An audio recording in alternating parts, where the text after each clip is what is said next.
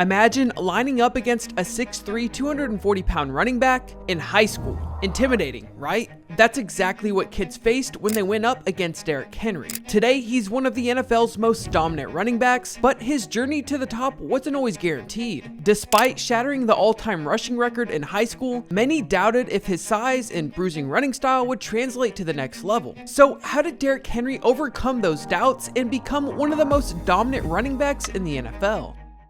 Derrick Henry's story starts on January 4th, 1994 in Yulee, Florida, where he was born. And from an early age, Henry displayed a natural affinity for sports, particularly football. He was raised by his grandmother, Miss Gladys, who played an essential role in his upbringing. She would provide guidance and support when his parents faced personal struggles. Henry has often spoken about how much his grandmother meant to him, referring to her as his heart and soul. Henry also had a strong bond with his mother, who worked hard to support him while he grew up. So while Henry was young, being raised in the small town of Yulee, Florida, it was clear that he was destined to be a great athlete. By the time Henry had reached middle school, he was already bigger and stronger than most of his friends. His middle school organization even implemented a rule called the Derrick Henry rule that prevented kids from scoring any more than 21 points in a game. It's the Derrick Henry rule?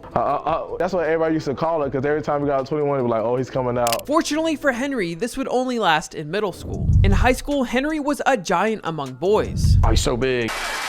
Gets the first down. He's just a monster. And there he goes. Man-child.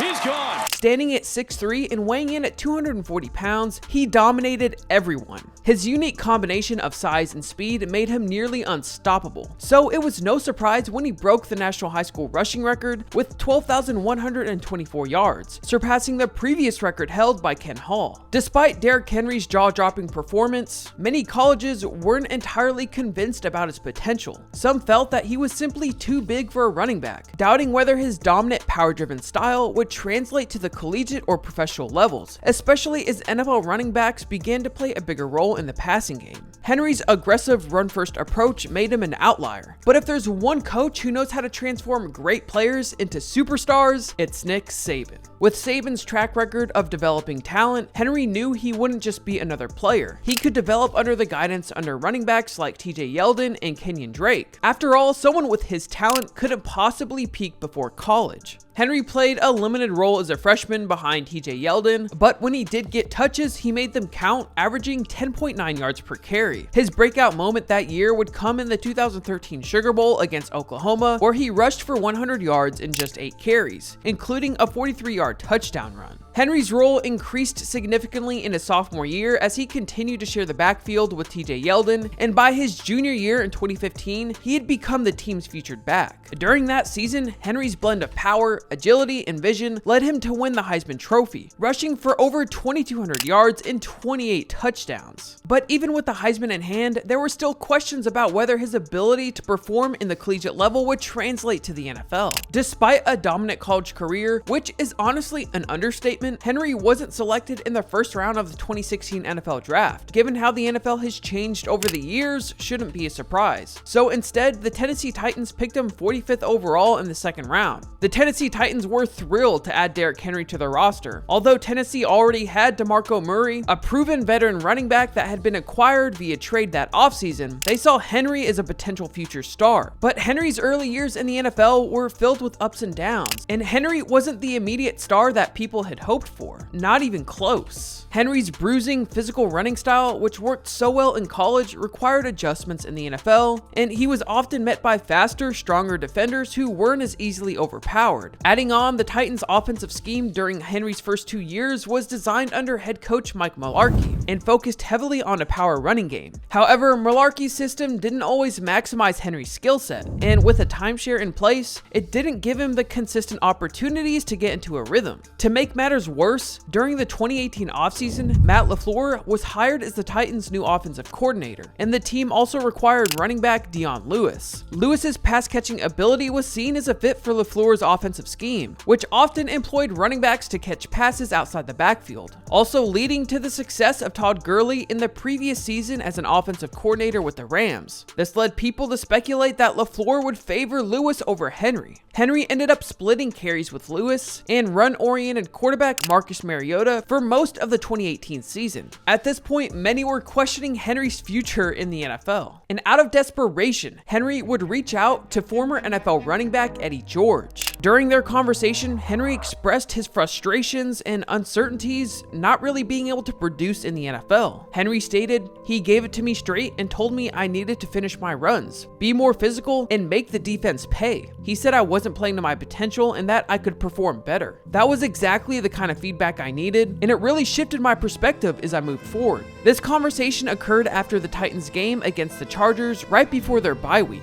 when Henry was only averaging 3.3 yards per carry. And in his first 7 games that season, he had managed just 273 yards and 1 touchdown on 84 carries. Not the stats you would want for a running back that's supposed to dominate in the run game. So this conversation with Eddie George served as a turning point for Henry, leading to one of the most memorable plays in NFL history.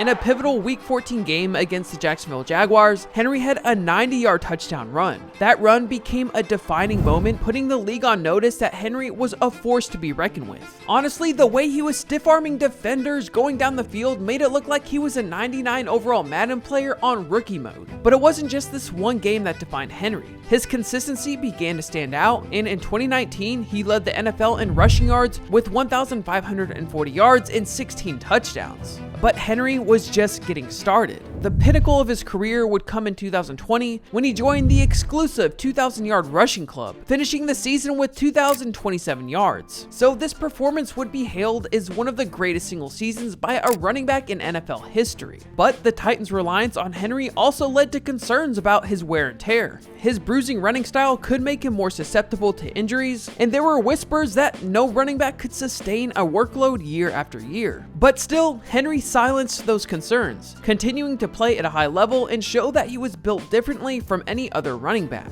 In 2024, Derrick Henry made a significant career move, signing with the Baltimore Ravens. So the NFL world was buzzing with excitement. Henry was now joining an already formidable running attack. But this move wasn't made without challenges. The Ravens' offensive system was built around mobility and speed, characteristics that didn't immediately seem to align with Henry's power-focused game. But once again, Henry would adapt, and has found new ways to contribute to the team. So while his role may have shifted slightly from his time in Tennessee, his ability to stiff-arm defenders like he's playing backyard football still remains the same. Henry has now taken on a mentoring role as well, helping younger backs like J.K. Dobbins develop their own skill sets. So his legacy continues to grow, not only just as one of the most dominant running backs in NFL history, but also as a role model for young athletes. And Henry's story still isn't over yet. As he continues his career with the Ravens, there's no telling how many more records he's going to break.